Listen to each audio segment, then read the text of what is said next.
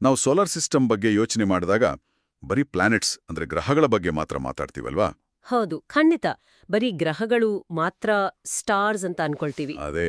ಆದ್ರೆ ಇವತ್ತಿನ ನಮ್ಮ ಈ ಡೀಪ್ ಡೈವ್ ಮಿಷನ್ ಏನು ಅಂದ್ರೆ ಆ ಗ್ರಹಗಳ ಜತೆ ಬೇರೆ ಯಾರೆಲ್ಲ ಸುತ್ತುತ್ತಿದ್ದಾರೆ ಅನ್ನೋದನ್ನ ಹುಡುಕೋದು.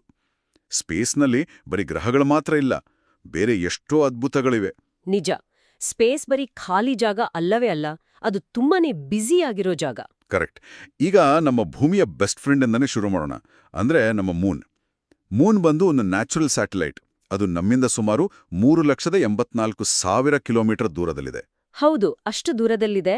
ಮತ್ತೆ ನಮ್ಮ ಭೂಮಿಗೆ ಒಂದು ಆರ್ಬಿಟ್ ಪೂರ್ಣಗೊಳಿಸಲು ಅದು 27 ದಿನ ತಗೊಳ್ಳುತ್ತೆ. ಅಂದ್ರೆ ನಮ್ಮ ಜೊತೆ ಮೈದಾನದಲ್ಲಿ ಸುತ್ತು ಹೊಡೆಯುವ ಗೆಳೆಯನ ತರ ಅಂತ ಹೇಳ್ಬಹುದು. ಆದ್ರೆ ನನಗೊಂದು ಡೌಟ್ ಇದೆ. ಈಗ ನಾವು ಮೂನ್ ಮೇಲೆ ನಿಂತು ನಮ್ಮ ಗೆಳೆಯನ ಜೊತೆ ಜೋಡಾಗಿ ಮಾತಾಡಿದ್ರೆ ಅವ್ರಿಗೆ ಕೇಳಿಸುತ್ತಾ? ಖಂಡಿತ ಇಲ್ಲ. ಹೋಹೋ, ಯಾಕೆ? ಮತ್ತೆ ಆ ಮೂನ್ ಮೇಲೆ ನೀವು ತುಂಬಾ ಗುಂಡಿಗಳನ್ನ ನೋಡಿರ್ಬೋದು ಅಲ್ವಾ? ಹೌದು. ದೊಡ್ಡ ದೊಡ್ಡ ಗುಂಡಿಗಳು ಇರುತ್ತೆ. ಆ ಗುಂಡಿಗಳಿಗೆ ನಾವು ಕ್ರೇಟರ್ಸ್ ಅಂತೀವಿ. ಸ್ಪೇಸ್ನಲ್ಲಿರುವ ದೊಡ್ಡ ದೊಡ್ಡ ಕಲ್ಲುಗಳು ಅಂದ್ರೆ ಆಸ್ಟರಾಯ್ಡ್ಸ್ ಬಂದು ಅಪ್ಪಳಿಸಿ ಆ ಕ್ರೇಟರ್ಸ್ ಆಗಿವೆ. ಅಂದ್ರೆ ಈ ಆಸ್ಟ್ರಾಯ್ಡ್ಸ್ ಗುದ್ದಿ ಆ ಕ್ರೇಟರ್ಸ್ ಆಗಿದೆ ಅನ್ನೋದು ಒಂದು ಇಂಟ್ರೆಸ್ಟಿಂಗ್ ವಿಷಯ. ಆ ಕ್ರೇಟರ್ಸ್ ಬಗ್ಗೆ ಮಾತಾಡುವಾಗ ನನಗೆ ನಮ್ಮ ದೇಶದ ಹೆಮ್ಮೆ ನೆನಪಾಗುತ್ತೆ. ಓ, ಚಂದ್ರಯಾನ್ ಮಿಷನ್ ಬಗ್ಗೆ ಹೇಳ್ತಿದ್ದೀರಾ? ಹೌದು, ನಮ್ಮ ಇಸ್ರೋದ ಚಂದ್ರಯಾನ್ ಮಿಷನ್ಸ್. ಆ ಚಂದ್ರಯಾನ್ 1 ಮಿಷನ್ ಮೂನ್ ಮೇಲೆ ವಾಟರ್ ಮಾಲಿಕ್ಯೂಲ್ಸ್ನ ಕಂಡುಹಿಡಿತಲ್ವಾ? ಕರೆಕ್ಟ್. ಮೂನ್ ಮೇಲೆ ನೀರಿನ ಅಂಶ ಇದೆ ಅಂತ ಪ್ರಪಂಚಕ್ಕೆ ತೋರ್ಸ್ಕೊಟ್ಟಿದ್ದು ನಾವು.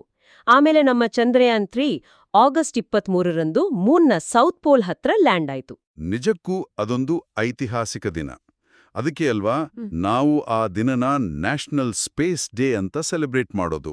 ಹೌದು, ನ್ಯಾಷನಲ್ ಸ್ಪೇಸ್ ಡೇ.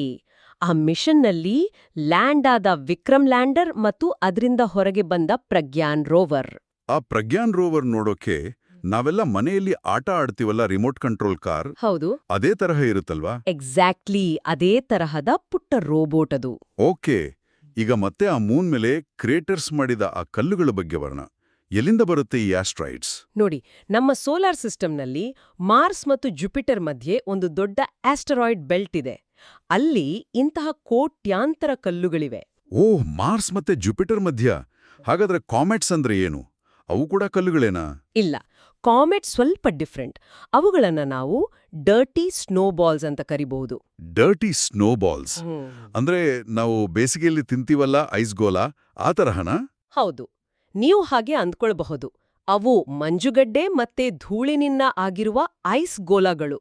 ಈ ಕಾಮೆಟ್ಸ್ ಸೂರ್ಯನ ಹತ್ತಿರ ಬಂದಾಗ ಬಿಸಿಗೆ ಆ ಮಂಜುಗಡ್ಡೆ ಕರಗಿ ಇವ್ಯಾಪರೇಷನ್ ಆಗುತ್ತೆ. ಆ ಇವ್ಯಾಪರೇಷನ್ ಆದಾಗ ಒಂದು ದೊಡ್ಡ ಬಾಲದ ತರ ಕಾಣಿಸುತ್ತೆ ಅಲ್ವಾ? ಕರೆಕ್ಟ್. ಅದೇ ಆ ಗ್ಲೋಯಿಂಗ್ ಟೇಲ್.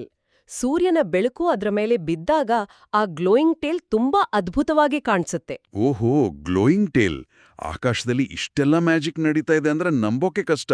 ನನಗೀಗ ಹ್ಯಾಲೀಸ್ ಕಾಮೆಟ್ ನೆನಪಾಗ್ತಾ ಇದೆ. ಹೌದು, ಹ್ಯಾಲೀಸ್ ಕಾಮೆಟ್ ತುಂಬಾ ಫೇಮಸ್. ಅದು 76 ವರ್ಷಗಳಿಗೆ ಒಮ್ಮೆ ಮಾತ್ರ ಕಾಣಿಸ್ಕೊಳ್ಳುತ್ತೆ. 76 ವರ್ಷಗಳಿಗೆ ಒಮ್ಮೆ? ಹೌದು. ಈ ಸ್ಪೇಸ್ ಬರೀ ಖಾಲಿ ಜಾಗ ಅಲ್ಲ. ಅಲ್ಲಿ ಕ್ರೇಟರ್ಸ್ ಇರುವ ಮೂನ್ ಇದೆ, ಗ್ಲೋಯಿಂಗ್ ಟೇಲ್ ಇರುವ ಕಾಮೆಟ್ಸ್ ಇವೆ. ಇವೆಲ್ಲ ಒಂದು ತರಹದ ಟೈಮ್ ಕ್ಯಾಪ್ಸ್ಯೂಲ್ಸ್ ಇದ್ದ ಹಾಗೆ. ನಮ್ಮ ಸೋಲಾರ್ ಸಿಸ್ಟಮ್ನ ಹಳೆಯ ರಹಸ್ಯಗಳನ್ನ ಇವು ಕಾಪಾಡ್ಕೊಂಡಿವೆ. ನಿಜ. ಈ ಡೀಪ್ ಡೈವ್ನಲ್ಲಿ ನಾವು ತುಂಬಾ ಹೊಸ ವಿಷಯಗಳನ್ನು ಕಲ್ತ್ಕೊಂಡ್ವಿ. ಮೂನ್ ಆಗಿರ್ಬೋದು, ಚಂದ್ರಯಾನ ಆಗಿರ್ಬೋದು, ಅಥವಾ ಐಸ್ ಗೋಲಾ ತರಹದ ಕಾಮೆಟ್ಸ್ ಆಗಿರ್ಬೋದು. ಖಂಡಿತ. ಸ್ಪೇಸ್ ಬಗ್ಗೆ ಕಲಿಯೋದು ಯಾವತ್ತಿಗೂ ಇಂಟ್ರೆಸ್ಟಿಂಗ್.